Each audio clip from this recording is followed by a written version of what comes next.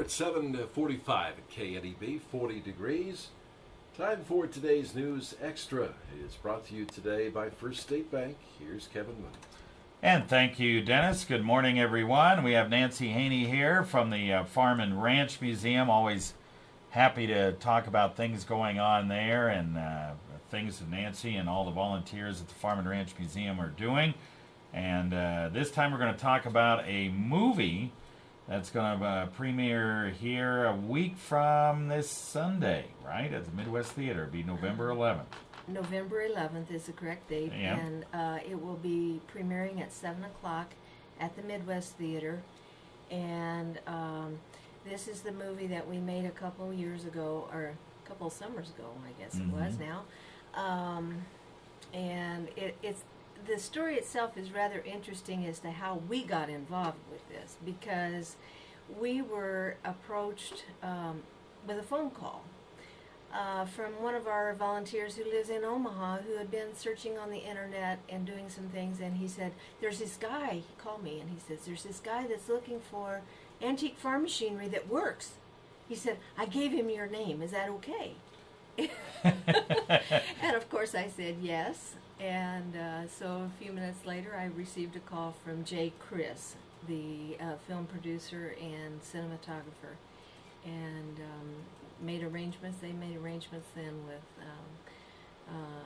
to come here and film the antique farm machinery in the field working. So we had to kind of scramble around to get all the machinery that he needed in working order and get it running for this film. But we did it. Yeah. Well, that's cool. And this film is a documentary that looks at what harvesting, a wheat harvest in Kansas would be like in the Dust Bowl era, and then even post World War II after that, right? Yes, it's actually the story of two farmers in Kansas. They lived, one lived in Wichita and one lived in Colby, Kansas, and they had a partnership, and they formed a very large farming operation.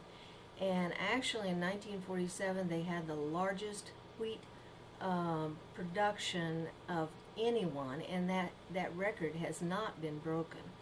So it's an amazing amount of farming that they did, and they used conservation tillage methods that we still use today.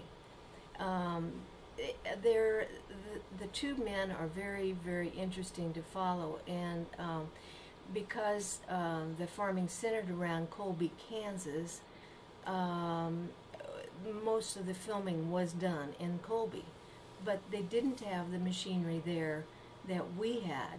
So they came here and did the filming of the farming methods here, and of course none of our scenery can show, and none of our people will actually, facial shots will not be shown.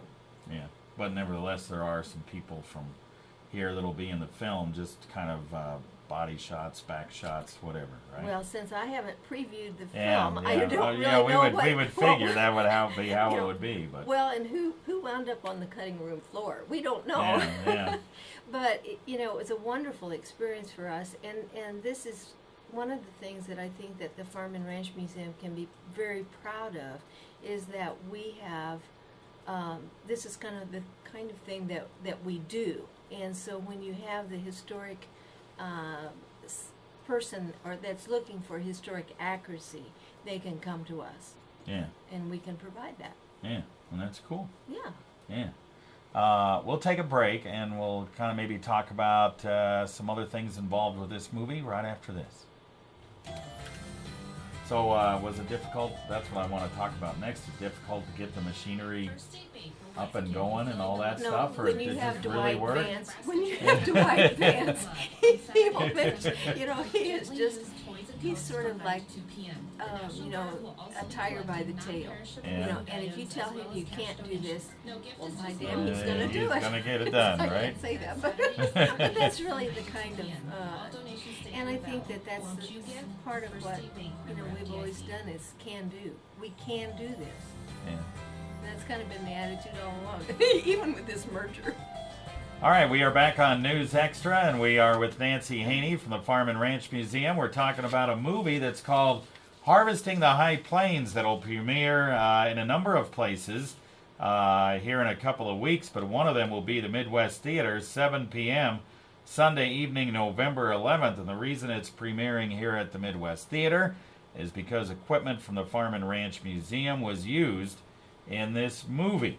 And it talks about the production that a couple of men in Colby, Kansas had harvesting wheat. They harvested a lot of it at that particular time, 1930s to 1950. And they were using equipment from the Farm and Ranch Museum because they couldn't really find any place else that had working antique equipment. So was it difficult to get the antique equipment to work for this movie? Actually, the majority of the equipment we did have operating. There were a couple of things that were a little touchy. One was the combine, because we weren't sure about getting the combine engine to go. And then once we did, during the filming, one of the belts broke. And we had a couple of the volunteers who spent quite a bit of time out there and going out looking for a new belt. I would think that'd be difficult. A belt for a combine from 1930s or whatever. Yes, and it was, but we figured out how to get it going, and they had it in the field, and it was operating, and did a great job. As they were filming, he was carrying the camera down alongside the one-way disc. And some of the different equipment as it was going through the field, so that he could show the actual operation of the equipment in the field, and that was the same with the combine and all of that too. So we had a truck that was of the period, and they were emptying into that truck, and so it was really good. Yeah, well, that's great. That's great that you could have this for them.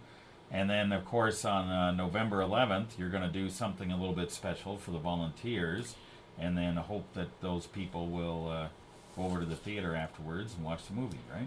You know, Kevin, we could not have the Farm and Ranch Museum without all of the volunteers that we have, and North Platte Valley Museum also has a number of volunteers, and these people we want to give an appreciation dinner for all of their volunteer work. So we're going to have a dinner at 4 o'clock at the Farm and Ranch Museum before traveling to Scottsbluff to the movie theater to see this movie, and we're hoping that the whole community comes to the theater to see the movie. Yeah, that'd be great. So you have the volunteer appreciation dinner at 4, and then everybody goes to the theater at 7 p.m. on all of this on Sunday, November 11th. And it's just $5 a person to get in, not much at all. Right. And I'm sure Billy will have refreshments and all that kind of stuff there, and it should be a pretty good time. And you guys can kind of celebrate and watch as some of your equipment is being used. It'll be a pretty fun time. I would like to remind our volunteers to RSVP to us by November 7th for the dinner, because we need to know how much food to cook. Okay, all right, very good.